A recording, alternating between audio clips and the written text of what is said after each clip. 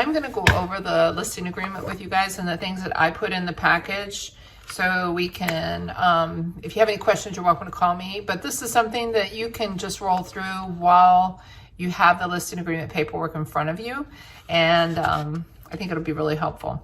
So the first thing that I always include is your proceeds list. It's called the seller's estimated cost of settlement. And on that, I put the sale price that we've agreed to list your house at. The second number is your mortgage payment. The third number should be your, or close to your payoff. And then where it says seller contribution to purchaser's closing cost.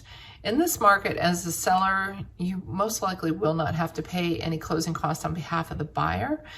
But sometimes I'll put a little cushion in there just to factor it in, just in case we're a little bit short on the closing costs that the buyer might need. Sometimes we'll add it to the top of the sale price, and then I put the closing cost number in here too. This is all, it's really just a good faith from me showing you what your bottom line will be, your number will be when you guys go to settlement. We should be super close. The listing and the selling commissions are on the next couple lines under brokerage and financing. Settlement fees, deed preparation, release of lien, and other, i.e. a power of attorney or something like that, if you have to have someone sign on your behalf. Those three numbers, 600, 300, and 100, are pretty conservative in this market. This is an older form, but I love it, so I keep using the same form. But your closing costs as a seller should be anywhere from $1,000 to maybe $1,400 if you need a power of attorney or something like that. So those three numbers should get close to $1,200, probably is a good cushionable estimate. Your recording fees for the release of the note. If you have one mortgage, which most everybody still has one mortgage, some people will have a first and a second or a home equity line. Those numbers, $50 per release. And then your grantor's tax. Every county here in our area wants a piece of you when you get ready to sell the house. So your grantor's tax are $1 per every 1,000. So if we list the house for $450, your grantor's tax will be $450. And then usually scoot on down to pest inspections, $50, $35 to $50 for a pest inspection. Now, if you have termites or carpenter bees and there is some remediation that needs to take place, when that happens, then obviously it's more than $35. That you as a seller most likely would have to perform treatment and pay for the treatment. So it just depends on how bad it is and what the cost can be. Sometimes it's, you know, $200, sometimes it's $1,200. It just depends on the destruction that has taken place. Home warranty is the next line. In this market, you the seller should not be paying for home warranty on behalf of the buyers. You pretty much are in the driver's seat in this market. So if I put it in there, again, it's just a cushion, maybe because we didn't do a pre-list home inspection, maybe because there's something that will come up with a pool or something that you have agreed to go ahead and pay a home warranty for. So they're anywhere from $600 to $1,200, depending on if you have a well and a septic pump or a hot tub or something else that you want to warrant outside of the basic house warranty. House warranty is around $600. The next thing I usually put in there under repairs, I put usually $1,000 to $2,000 under repairs, just in case in your basement, if you have a lower level and the purchasers decide to do a radon inspection or with their home inspection, a lot of times they'll do a radon inspection. And if you have not a remediation system in your house already, it costs almost $1,000 probably to $1,400 to put a radon remediation system in your house. And then the next line down is your HOA. HOAs usually can't charge more than $3.25. And that is really just basically for them to put together a disclosure package or an HOA package for your purchaser. They are most often put in the purchaser's name. So it's not something they just keep on the file and they send out. So they can charge up to $3.25 to do that. So what they'll do probably is check your file, make sure you've put permits in the deck and the hot tub and the fire pit and all those fun things you've got out back. And if you haven't, not pull permits, I mean ask for permission basically from your HOA. So if you have not, those are things you're gonna have to square away. So when we list your house, if you know in your mind that, oh my gosh, we never did get the blessing from the HOA for the pergola we have out back, go ahead and get those things done so it doesn't stop the train once you're under contract. So $325 is kind of a higher estimate for what the HOAs can charge. They'll do their inspection. They'll make sure you've gotten a blessing on all the things you've done to add value to your house. And then they'll disclose the financials for your HOA. And then the package will be dispersed to us. And then we will give it to the buyer agent, and the buyer agent and the purchasers have 3 days to review, and if they can't live within the guidelines of that community, they can bail on our contract. So again, in reference to the numbers, it's about $325. So then on the bottom of this, it calculates your sales price less all these sundry additional things that would be subtracted from the sales price, and it show your bottom line. Okay, the next part of your sales package, I always put your tax record in there. And you and I will have already gone over your tax record, because your tax record is how everything will populate into the MLS. So if there's something that needs to be changed, we will do it when we get ready to input the MLS listing. And I will have already gone over this with you to make sure the bedrooms and the baths, the finished square feet, if there are things that were not permitted by the county, if you finished your basement and you didn't do a permit, that might be something you're going to have to pursue and get things squared away with the county. So anyway, your tax record will be there. The next thing will be there will be your exclusive right to sell listing agreement. All right. So the exclusive right to sell listing agreement is between you, the sellers, and EXP, our brokerage. The address is put in there, your tax ID, which should correlate with your tax record. It's on the top right-hand corner. So if you want to check looking at it, this is your tax ID number here. So this should be the same number that is on your tax ID, map ID on the listing agreement. It gives your block, anything that we can give a legal description to your property with, this should be on here. The subdivision, the county. We talk about how your basement, is your basement a walkout or a walk up? And it explains that. It talks about your attic, whether it's a scuttle, what kind of siding you have, a disability entrance or exit, the seller's address and your phone number, and only one of your phone numbers and your email address can populate in here. So it's not that we don't love both of you, but only one will fit. Then our brokerage firm, their information is listed there. And then the term of agreement. Our term of agreement, I always do for 6 months. If you want to fire me before then, so be it. And it's a $1,000 early termination fee because of the money and the time that I put into getting your house ready to list and making it as cute as possible. So the next page is the list sale price or the list price. So that pretty self-explanatory. Then the conveyances is all the pieces that are in your house, your appliances, ceiling fans, washer and dryer if you want to convey it, dishwasher, pool, AC, window treatments. Everybody gets confused. Window treatments are the curtains. The things that are affixed, your plantation shutters or blinds, those normally convey because they're custom and they're built for your windows. You're not going to take those out, I hope. If you do, it's not going to be pretty. So anyway, window treatments are the actual curtain rods and your curtains. So that's pretty explanatory.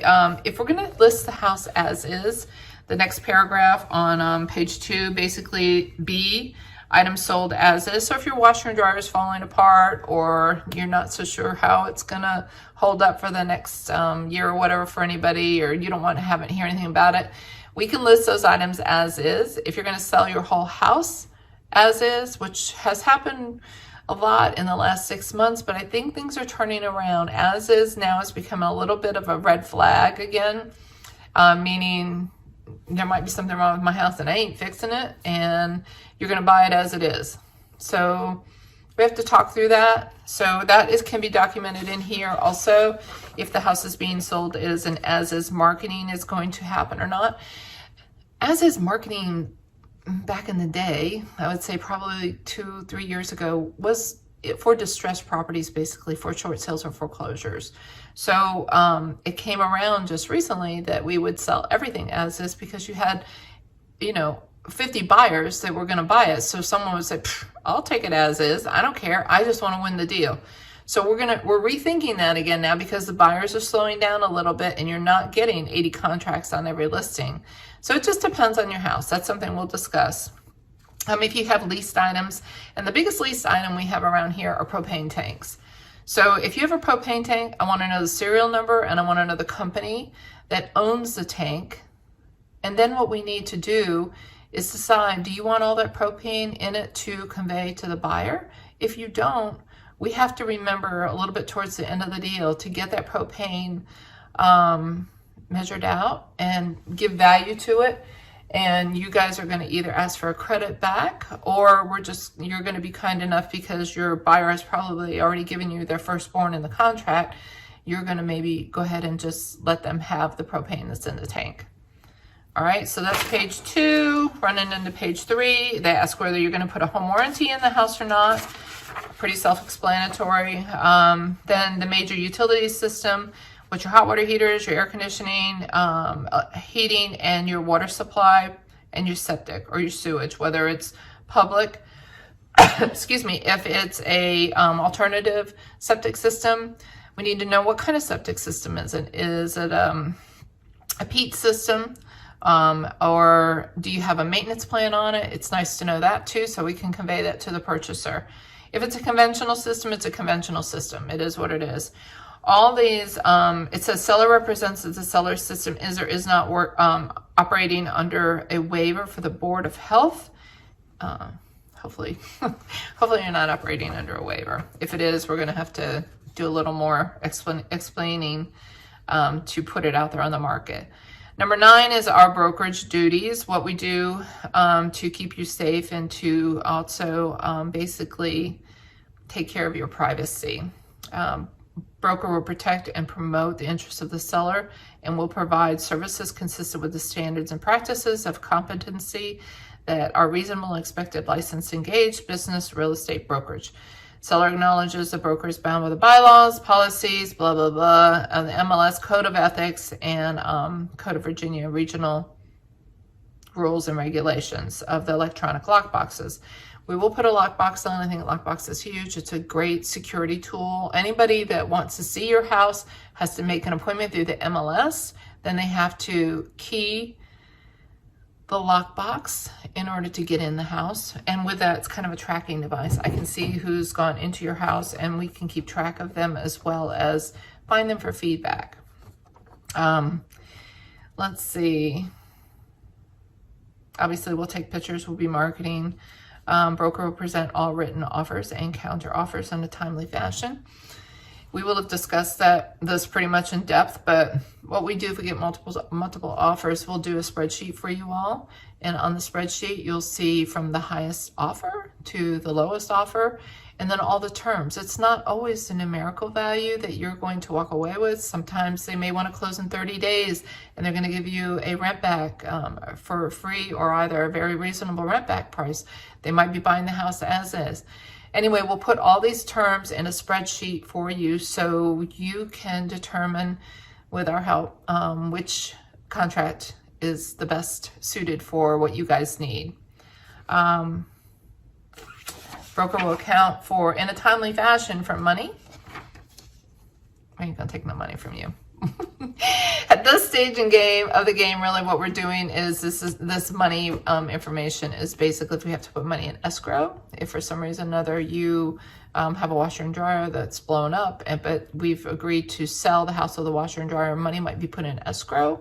So because we can't get a washer and dryer quickly right now, and it will be held in escrow until the washer and dryer is replaced, then the money will go to whomever you ordered it from. All right, on page 4, this just talks about how people will get into your house and who can get into your house, and that It all needs to be within reasonable hours. I just basically put at the top their schedule online through showing time. And every time somebody does that, then they too, it comes to you. The request comes to you. It's not my decision. Unless you guys are saying, I'm gone for the weekend, Missy. Just anybody can go in and go out. So anyway, the schedule will be requested. The schedule time will be requested. And it'll come to you. And until you guys bless it, I don't let anybody else go in the house. But broker will install electronic lockbox. Broker will install a for sale sign. Marketing in the MLS. Seller authorizes us to market your home in the MLS. And it gives the sale price and the expiration dates and the date of which that we are going to make your listing live. It says seller does not authorize the broker to market in the MLS. I'm really not sure why you would say no to that, but obviously it's come up for some reason or another because somebody did something that made somebody unhappy. Also, it's going to say that you would actually allow us to provide your address. How are people going to find your house? And then the next thing is that you guys would understand that if it goes in the MLS, Redfin, everybody and their brother takes that listing and they populate it other things. This is allowing me not to be responsible for the verbiage or whatever if someone else populates it somewhere else, third-party websites. This is just saying that I'm protected. What I put in the MLS is factual. You guys will approve it also.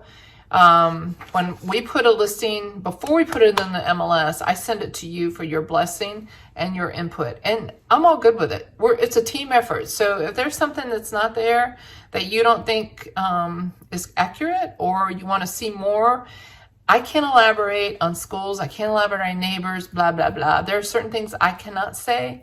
But if there are things that you feel are relevant that we are excluding for some reason or another, let me know. We'll do what we can do to figure out a way to get the verbiage in there.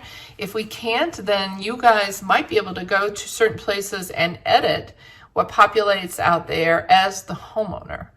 You can talk about schools and the neighborhoods and your neighbors, whereas I cannot. All right. So let's see. On page 5 of 12, in the event that the seller has opted into marketing the property in the MLS, in subparagraph A, the broker authorizes the seller to submit and market the property as follows. The seller authorizes that we can display, the address again, here we are. Seller authorizes that I can put a hyperlink and that can go to other third-party websites that I might not have control over.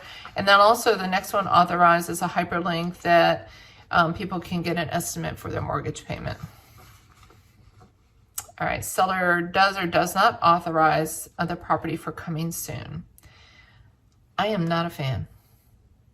And we will have talked about this because to me, coming soon is a huge security risk, especially if you have children, because buyers are crazy right now. Agents are crazy because of the lack of inventory. Instead of you having someone come and knock on your door and ask to see your house because it's in coming soon status, I would prefer to not put it in coming soon status. I would rather be in control of marketing your home on social media, just me, not Zillow, not the MLS, not realtor.com, because I think it puts you all at a high risk for the crazies. Okay. I had an agent actually walk into a house because I had a coming soon sign. We were getting ready to make it active. The next day had a coming soon sign up and she rang the doorbell. Nobody answered. So she keyed the lockbox and she went in. I could have her license. I could have her everything. And thank God there wasn't a big old dog in there to chew her up. So I would prefer not the coming soon crazy. I would rather initiate as much excitement and stuff going on social media, just us. We can touch 4,000, 5,000 people just putting it in our database. So that's what I would prefer to do. And if you want a coming soon, we will do a coming soon all day long, but you're going to sign that you're doing it against my better judgment, against what I've seen happen in this market. There's a couple different types of real estate. Obviously, seller representation, buyer representation, and designated representation. First two pretty obvious as to what they are. Designated representation is this: we're with EXP, and if a buyer agent comes and they're from Arlington, but they're with EXP, that's called designated representation, that we're under the same brokerage, but we're not the same agent. Dual representation is I list your house, and then I find the buyer, and then I'm representing the buyer, and I do both sides of the deal. That's dual. We're not doing that. Okay? I feel like that's truly a conflict of interest. So, on the next page, on 6, it basically says seller consents to designated representation, which there's no reason really to say not to that. And then seller does not to consent to dual representation. I try not to do dual. I think I've done 3 duals in 15 years. And it's basically, when I was doing dual, I was representing the seller, and the bank, it was a short sale. So the bank is the one making the decisions. So at that point, my sellers are kind of out of it. The banks for short sale or foreclosure are making the decision for the sale of their home. All right, brokerage compensation. Our compensation will be there in the percentage, and know that that first number is a combination of 2. It's listing compensation and buyer agent compensation. And then $375, we put a $375 admin fee there, and that basically is to keep your file in the cloud for 7 years, and it's a storage fee.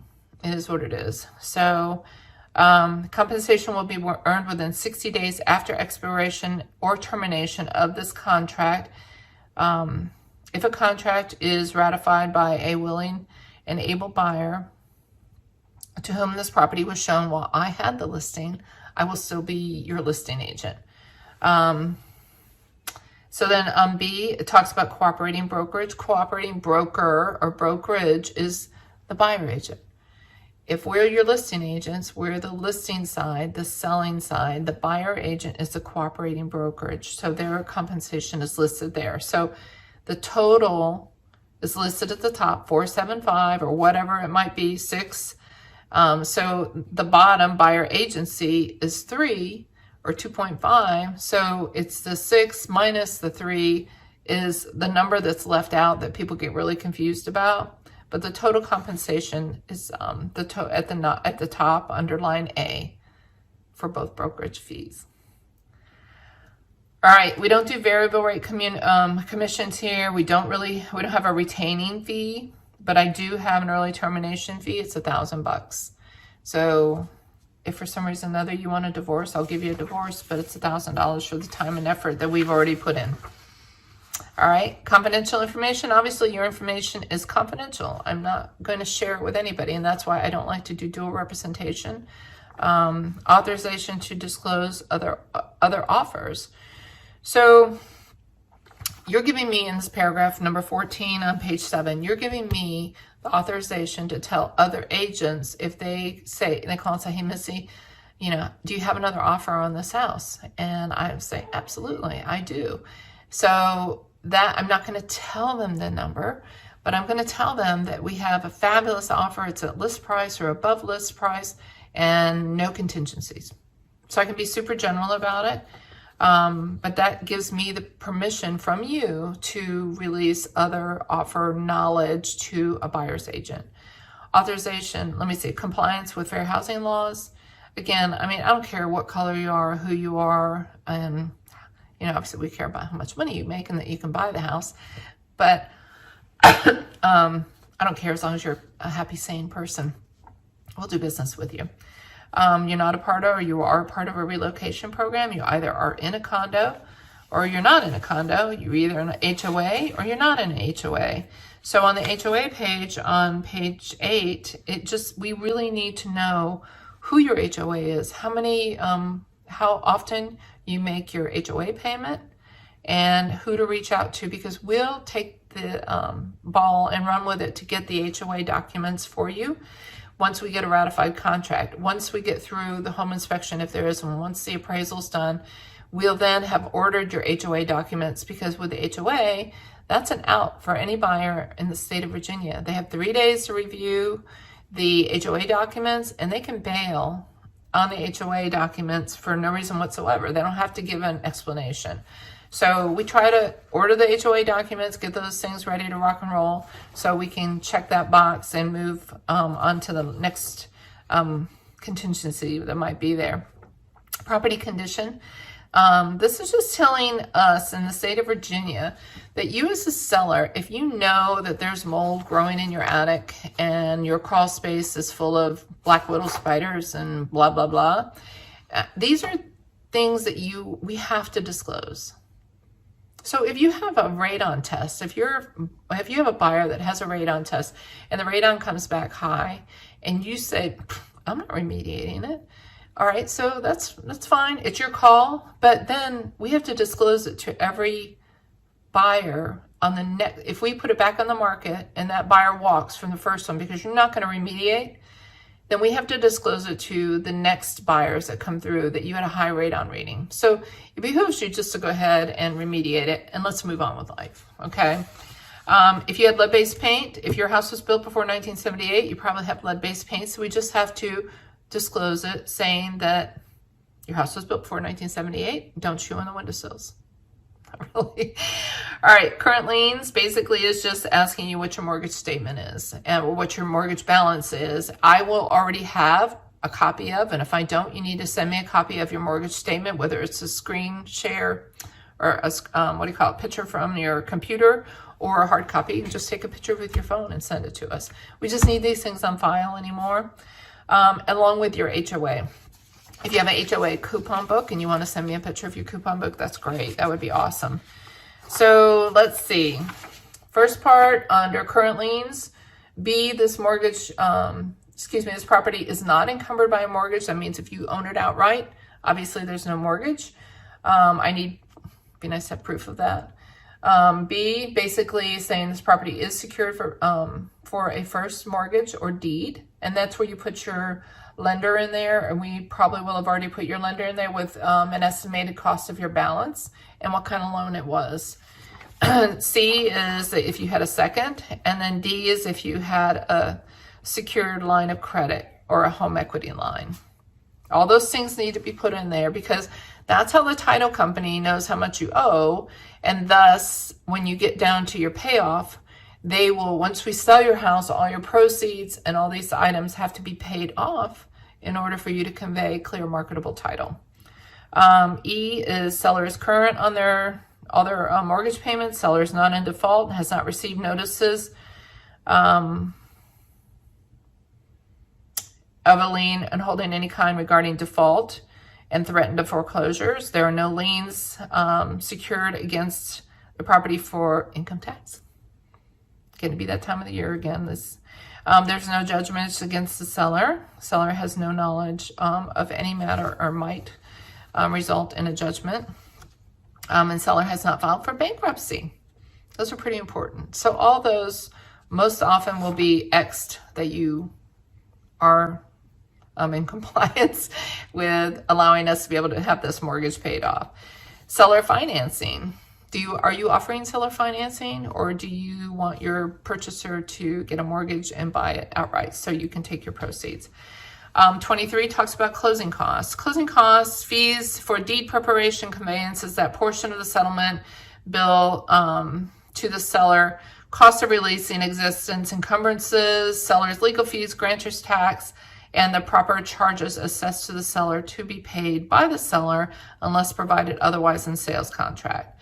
The seller's estimated cost of settlement on number 23, that's the number sheet that I was talking to you about. It's checked whether, yes, it was attached or not attached. Most often, my mission is to get it to you before you're signing this so you know what your numbers are going to be.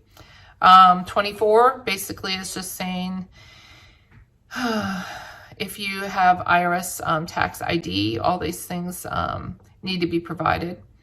In certain situations, the IRS requires certain percentages of sale prices to be withheld from the seller's proceeds if the seller is a foreign person. This is called the FIRPTA. So on the next line, it basically just asks if you are not an American citizen or if you're a foreign person. That's number 24. 25 basically is just talking about my duties as or a seller, excuse me, seller represents, your duties are as a seller, basically, that you have the capacity to convey good marketable title. Property is insurable by a licensed title insurance and no additional risk of premium. Number 2, seller is not a party to another listing agreement. That could go really ugly. With another brokerage. It must have happened or it wouldn't be in here. No person or entity has the right to purchase or lease acquired to this property by virtue of the option of first right of refusal. Meaning, I guess, if you had an agreement in some legal document and you couldn't sell this home without checking with Betty Joe to see if she wants to buy it first. This is asking you, do you have that? And if you do have that, you need to own it up. We'll get it taken care of. Seller is not a licensed agent. You have no knowledge of existence or removal of abandoned underground storage tanks. It is not tenant occupied. If it is tenant occupied, we just check that it is. Seller has or has not, does or does not have a recording system on the property. Huge. I hate showing a property and I walk up to the front porch and there's cameras right there and I didn't know that. So it's important, even if you have recording devices inside the house, we have to disclose that. It can get really ugly if you don't. So anyway, I always want to wave at the camera. Access to the property. The seller will provide keys to the broker for access to the property to facilitate the broker's duties. The property is not currently tenant occupied. The seller will provide the broker with any if the property is tenant occupied, the seller will provide the broker with current lease documents and contact information so we can show the house with the permission of the tenant. Seller assumption of risk. This is letter C on page 10. This is just basically telling you that it's imperative that you keep your homeowner's insurance in place, you keep your utilities on, and just be super careful about having people in and out of your house. Just in a general purpose, it doesn't say this there, but you're going to want to make sure any medications, any bills, any passport, IDs, anything that could be taken advantage of, put the stuff away. Put it in a bag that when you leave the house, all that mess goes with you.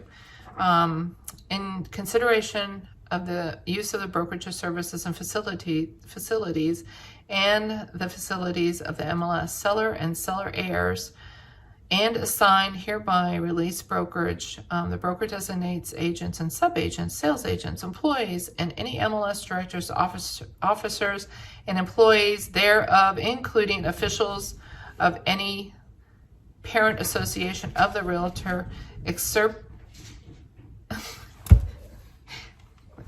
she must have just feeling pretty spry there. It just basically, this last paragraph here is alleviating myself as someone who can be held responsible for any vandalism, theft of or nature whatsoever of the property, any damage. During the listing period, the seller waives any and all rights and claims and causes actions against them and holds them harmless for any property damage and personal injury arising during the listing period. All right, 26. All of the next couple ones basically are just definitions, as well as, again, I'm your real estate agent. I'm not an architectural engineer. I'm not an appraiser. I'm not a tax person. It's just basically saying that if you have any questions about anything else, you need to seek legal counsel. I am not your legal counsel or a service provider. Also, it's just saying that service providers and any referrals that we make to you, I'm not held responsible. They will have been vetted, hopefully, and they will have done business with us for years and hopefully be fabulous people. But if they screw up, I can't be held responsible.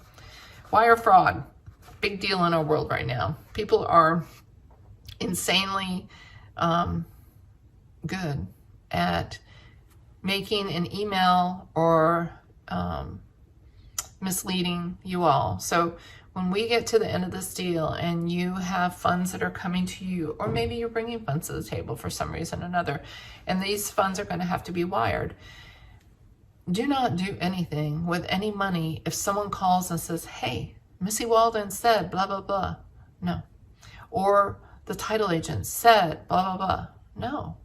Check with somebody, back check with somebody, just to make sure that everything is kosher, that someone is not emailing you. Sometimes the emails are amazingly similar to what we've been doing the whole time, or they're bunched in with a bunch of other people's emails, and there may just be a period or something different in that one email that basically will be the diversion tactic to getting your funds to Abba-Dabba-Doo land, and you'll never see them again. So wire fraud. We got to pay attention when it gets to the end. If you have a question about that, don't do anything without yelling at myself or whoever's working for us at title agency at that time, please. Subsequent offers and contract acceptances. Once we have an offer, we have a contract in place, a ratified contract. You guys can't open the door to the man with a bag of cash and say, yes, you can buy your house. No. You can't buy your house. If you guys want to do something like that and the course changes, we have to void one offer first before you can accept another offer. So that's kind of a weird way to say it, but just be clear that when we're in a contract, we're in a ratified contract, you cannot accept another offer, even if it's a backup offer. What I do for backup offers, obviously we're going to have multiple offers during the season. If we get we get multiple offers, we accept 1 out of 7. Those 6 are always the first that I call. If the poop hits a van, the deal falls apart. Those are the people that we will call. If someone insists on writing a backup offer, a hard copy offer, I will take that offer, but you will not sign it. It sits in a file until necessary if we have to. Then I check back with the agent. Are you guys still in the game? Do you still want to offer this? And then we will present it to you all. But you will know, but I can't do anything with it legally. Obviously, if an attorney becomes involved in this contract, in this agreement, they are not a part of this contract. That your agreement or someone else's agreement with an attorney that may be a party to this contract has nothing to do with our listing agreement. Okay, and they are not a party to this listing agreement. You will have an attorney review your documents when you get ready to pay off and you're trying to convey clear marketable title of your home. An attorney takes care of all of that. But if an attorney becomes involved in your world or my world, they are not a part of this agreement. And their fees and all that other mess are not a part of this agreement. The only additional thing on the signature page, on page 12 of 12, that we usually put in there, if for some reason or another that you guys change a course halfway through this, and we've already done the pictures, we've already done the agreement, we've already got the sign-in yard, everything, and you want to lease, if you decide for some reason that you want to rent this house, then everything's all in place. All we have to do is do an addendum to the listing agreement, or we'll do a rental listing agreement, put a rental sign up. I'll still be your agent to take care of this. And it just makes it a lot easier for everybody. So underneath on the last page are obviously the seller's names, and then our brokerage, Christine Singhas, and then my name as the representing real estate agent. And then all our information is at the bottom. So that's the signature page for the listing agreement. The next thing is a residential property disclosure statement. This, okay, that is the address of your home and then your legal description of your home. And this basically is you all saying to the purchaser that you need to do your due diligence, make sure who's living around you, just notifying the buyer that they need to do their due diligence to find everything out about the house. If there was something wrong with the house, say the trusses in the attic were crap and something was wrong that you did not, and you do not want to repair, those latent defects are things that we need to disclose here. If there's mold in the basement, any of those things that might be harmful to a purchaser that you need to disclose, this is the paperwork would disclose that. But basically, you're telling the purchaser to do their due diligence, get smart about the house, and they are signing on the bottom. We get a ratified contract. They have to sign also saying that they understand that the ball is in their court, and they have to find out what they need to find out. That's why they're going to want to do a home inspection. That's why they take the opportunity to do to review the HOA docs. And they might, if they're smart, check for the crime in the community or in the neighborhood. Just make sure there's no wackadoo living next door to them. So that's that.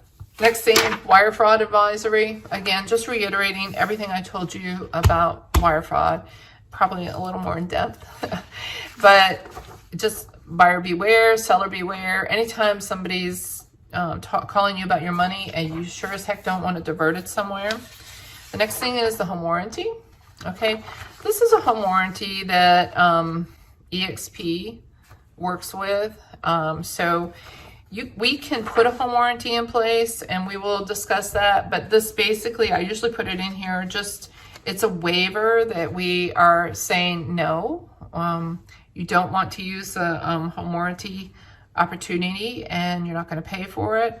So we will have you basically just say that applicant has reviewed the Supreme Home Warranty Agreement and hereby declines coverage. Applicant agrees to hold the real estate broker and the agents hold harmless of any significant mechanical failures which otherwise have been covered under a Supreme Home Warranty Agreement. So we're just going to have you sign that and just say that, no, we're not interested. And then the next thing is affiliated business disclosure. So every brokerage is in bed with a bazillion other people. But these are people that you're signing saying, hey, Missy Walden told us that your company does business with blah, blah, blah, blah, blah, blah. And we understand that, but we are not doing business with them. But it just is letting you know that they are doing business with these different companies and they do get a kickback, but we're not going to use them. And then the last but least is real estate transaction information, useful information about real estate transaction. This is just potty reading, but I love the fact that it's kind of broken down for you. So if you do have questions, this might be something good to familiarize yourself with. It's just definitions, and I always just put it in there. It's not something that we have to have, but I do feel like it's just something to fall back on. All right, peeps, that's it. If you have any questions while you're signing that or going over the numbers or anything, I just want you to be comfortable. I want you to know that we obviously are vested in your happiness and that you understand everything. And if I don't have the answer to something, I will find the answer.